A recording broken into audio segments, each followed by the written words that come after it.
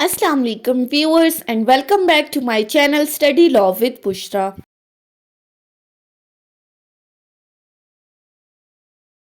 So in today's video we are going to discuss section 29 and section 30 of Specific Relief Act 1877.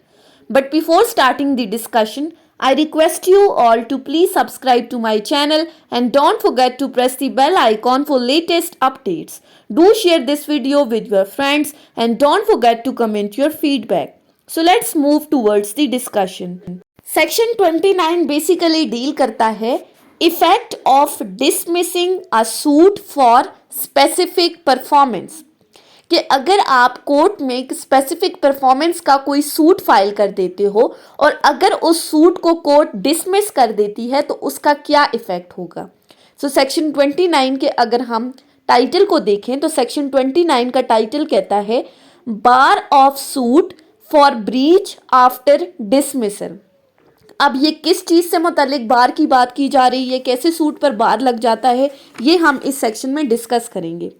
So section states that the dismissal of suit for specific performance of the contract or part thereof shall bar the plaintiff's right to sue for compensation for the breach of such contract or part as the case may be.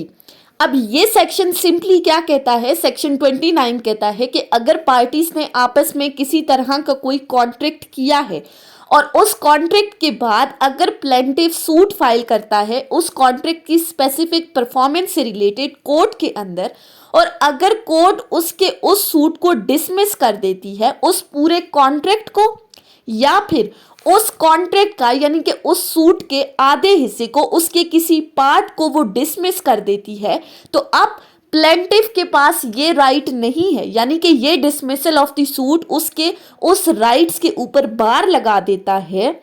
जैसे section ने क्या कहा, plaintiff's right to sue for compensation for the breach of such contract और part there of.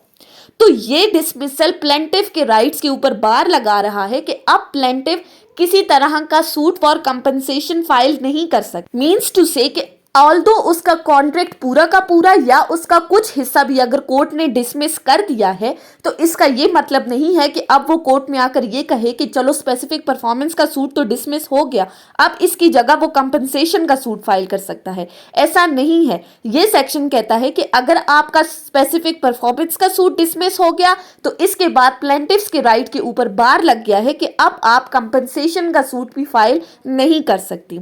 लेकिन इसके साथ ये भी बता दिया गया है इस सेक्शन के अंदर कि अगर आपको किसी केस में कंपनसेशन चाहिए तो फिर आप इसी स्पेसिफिक परफॉर्मेंस के सूट के अंदर alternate remedy as compensation demand कर सकते हो, यानी कि एक ही सूट में आप स्पेसिफिक परफॉर्मेंस भी क्लेम कर सकते हो और कंपनसेशन भी। तो अगर कोर्ट स्पेसिफिक परफॉर्मेंस को डिसमिस कर देती है तो वो इसी सूट के अंदर फिर आपको कंपनसेशन प्रोवाइड कर सकती है। उसके बाद आ जाते हैं सेक्शन 30 के ऊपर। सेक्शन 30 क्या बात करता है, application of preceding section to awards and testamentary directions to execute settlements. अब इस सेक्शन में किससे के मुतालिक बात की गई है, अवॉर्ड्स एंड टेस्टामेंट्री डायरेक्शंस के बारे में। अब सिंपली ये सेक्शन क्या कहता है, the provisions of this chapter as to the contract shall mutatis mutandis apply to awards and to directions in a will or codicil to execute a particular settlement। Simple words में अगर हम इस section को देखें तो section 30 में simple ये बात की गई है कि इस चैप्टर के अंदर अभी तक जो हमने सेक्शंस डिस्कस किए हैं, यानी कि हमारे जो चैप्टर 12 में हमने सेक्शन 12 से सेक्शन 29 तक डिस्कस किया है, अगर तो पार्टीज के दरमियान अवार्ड से रिलेटेड कोई सेटलमेंट हुई है या विल के अंदर किसी भी तरह की कोई सेटलमेंट हुई थी पार्टीज के दरमियान और उस सेटलमेंट की अगर कोई पार्टी वायलेशन कर देती है तो फिर जो अभी तक हमने सेक्शंस डिस्कस किए हैं वो एज इट इज अप्लाई होंगे इन अवार्ड्स और विल की वायलेशंस के ऊपर।